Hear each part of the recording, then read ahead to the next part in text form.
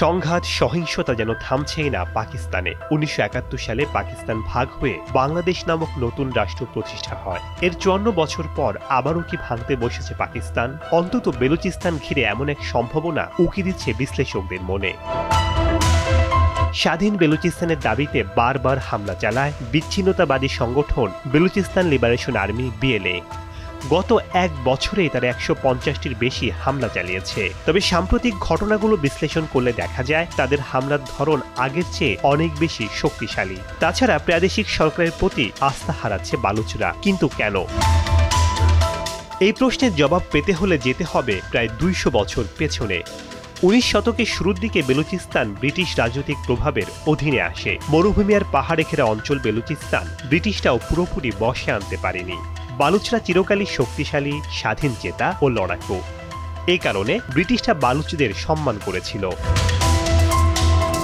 ১৯৪৭ সালে দেশভাগের ৬ মাস পর বেলুচিস্তান পাকিস্তানের সাথে যুক্ত হতে সম্মত হয়। কিন্তু পাকিস্তান বেলুচিস্তানকে বিবেচনা করে শুধুই প্রাকৃতিক সম্পদের উৎস হিসেবে। কয়লা, সোনা, তামা ও গ্যাসের মতো প্রাকৃতিক সম্পদে সমৃদ্ধ হওয়া সত্ত্বেও এটি দেশের সবচেয়ে দরিদ্র অঞ্চল। পাকিস্তান দীর্ঘদিন ধরে বলে আসছে বালুচ বিদ্রোহ আসলে বাইরের শক্তির ষড়যন্ত্র। একসময় এই বাইরের শক্তি বলতে তারা শুধু প্রতিবেশী ভারতকে বোঝাতো। এখন তারা আফগানিস্তানকেও সেই তালিকায় ঢুকিয়েছে। কিন্তু এই অভিযোগ এখন আর বিশ্বাসযোগ্য মনে হয় না।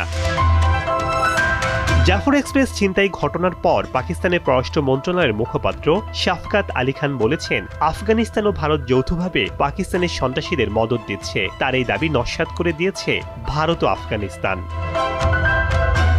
ভারতের মুখপাত্র রণধীর জয়সওয়াল বলেছেন, পাকিস্তানের অভিযোগ ভিত্তিহীন। সারা দুনিয়া জানে আতঙ্কবাদের আঁতুড়ঘর কোথায়। অন্যদের দিকে আঙুল তোলার আগে নিজেদের দিকে তাকানো উচিত পাকিস্তানের।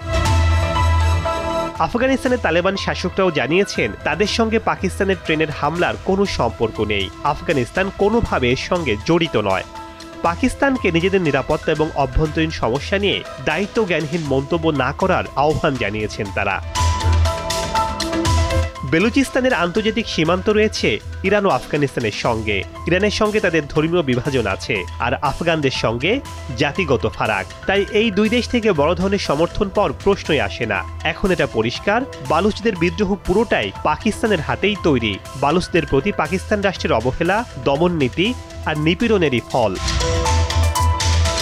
পাকিস্তানের মোট আয়তনের প্রায় ৪৮% জায়গায় বেলুচিস্তান প্রদেশে। এই প্রদেশ স্বাধীন হলে প্রায় অর্ধেক আয়তন হারাবে দেশটি। সেই সাথে হাতছাড়া হবে মূল্যবান প্রাকৃতিক সম্পদের খনি এবং ইরান ও আফগানিস্তানের সাথে আন্তর্জাতিক সীমানা। বালুচিস্তান সংকট কিভাবে মোকাবেলা করবে পাকিস্তান, এখন সেটি দেখার বিষয়। শেখ সাদি মারজান, দীপ্ত সংবাদ।